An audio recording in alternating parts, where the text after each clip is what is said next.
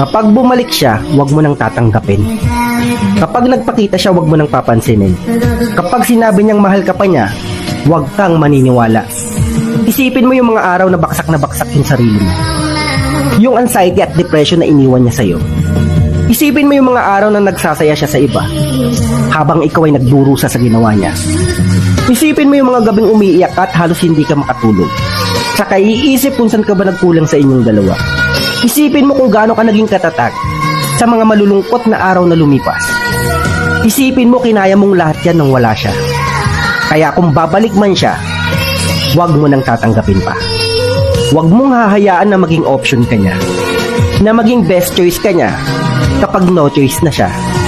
You don't deserve that. Huwag kang magiging marupok. Huwag mong hahayaan yung sarili mo na bumalik ka pa sa sitwasyon na minsan mo na pinagdaanan.